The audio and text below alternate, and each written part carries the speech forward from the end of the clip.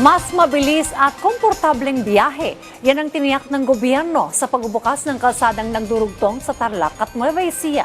Dahil ang dating mag-isang oras na biyahe, magiging 20 minuto na lamang at libre pa hanggang Disyembre ang toll. Nagbabalik si Kenneth Pasyente sa report. Mabilis at komportableng biyahe. Yan ang hatid ng bagong bukas na Central Luzon Link Expressway Contract Package 4 Aliaga Cabanatuan Section na pinangunahang pasinayaan ni Pangulong Ferdinand R. Marcos Jr. Ito ay may 4-lane expressway na may habang 9.50 kilometers na inaasahang magpapalakas sa connectivity sa Central Luzon. Ayon sa Pangulo, ang dating 1 oras at 30 minutong biyahe mula Tarlac City hanggang Cabanatuan City ay iikli na sa 20 minuto.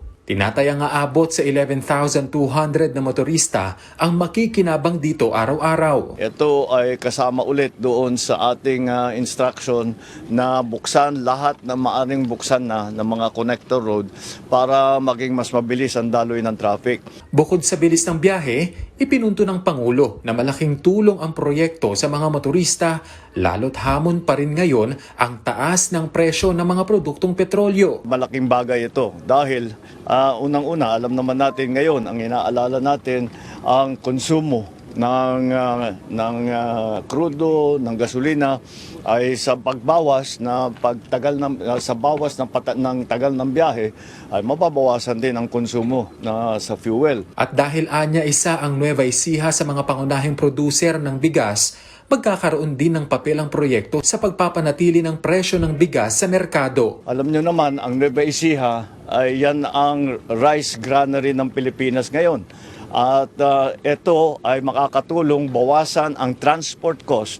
At sa ganun, sa pagbawas ng transport cost ay mananatili ang presyo ng bigas. Dahil dito nakita naman bagong tanim ang ating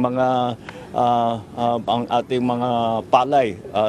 Kaya malaking bagay. Mananatiling libre ang toll fee sa CLX hanggang Disyembre ayon sa Pangulo. Ang CLX Contract Package 4 ay bahagi ng CLX Phase 1 project na may kabuuang 29.2 km 4-lane expressway. 14.94 billion pesos ang inilaang pondo rito. Tiniyak pa ng Pangulo na sisikapin ng pamahalaan na buksan ang iba pang kaparehong proyekto sa ibang lugar para mapagaan ang biyahe ng mga motorista. Kenneth Pasyente para sa Pambansang TV sa Bagong Pilipinas.